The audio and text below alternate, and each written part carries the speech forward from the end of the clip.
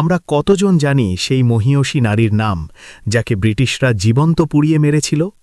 1857 সালের মহাবিদ্রোহের নাম নিলেই আমাদের চোখে ভেসে ওঠে ঝাঁসির রানী লক্ষ্মীবাঈয়ের ছবি।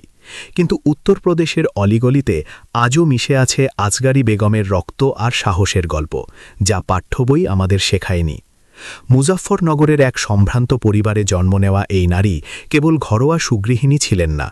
যখন ব্রিটিশ হায়েনারা আমাদের মাতৃভূমিকে গ্রাস করছিল, তখন আসগারি বেগম পর্দার আড়াল থেকে বেরিয়ে এসে হাতে তুলে নিয়েছিলেন বিদ্রোহের মশাল। তিনি ছিলেন বিপ্লবী কাজী আব্দুর রহিমের মা, যিনি নিজের সন্তানকে দেশের জন্য উৎসর্গ করতে দ্বিধা করেননি। তার এক ইশারায় উত্তরপ্রদেশের মাটি ব্রিটিশদের রক্তে লাল হতো। তার মগজ থেকে বেরোনো যুদ্ধ কৌশলে কুপকাত হতো ধুরন্ধর ব্রিটিশ জেনারেলরা। তিনি কেবল একজন মা ছিলেন না, তিনি ছিলেন বিপ্লবের এক জীবন্ত ডিনামাইট। তার ক্ষুরধার পরিকল্পনা আর অদম্য সাহসের কাছে ব্রিটিশ গোয়েন্দা বিভাগ নস্যি ছিল। তার নেতৃত্বে ফিরিঙ্গি সেনাদের লাশ পড়ত মুজাফফরনগরের অলিগলিতে। 1858 সাল। ব্রিটিশ বাহিনী যখন বিদ্রোহ দমনে মত্ত, তখন তারা আসগারি বেগমকে বন্দী করে। কিন্তু এই বীর রমণী মাথা নত করেননি। পরাজয় স্বীকার না করায় সেই তথাকথিত সভ্য ব্রিটিশরা তাকে যে শাস্তি দিয়েছিল, তা শুনলে আজও গায়ের লোম খাড়া হয়ে যায়।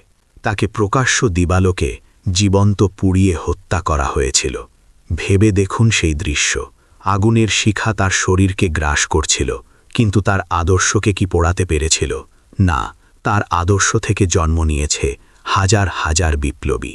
আজ আমরা স্বাধীন বাতাসে শ্বাস নিই, কিন্তু আসগারি বেগমের মতো নামহীন হাজারো শহীদের আত্মত্যাগকে কি আমরা মর্যাদা দিচ্ছি?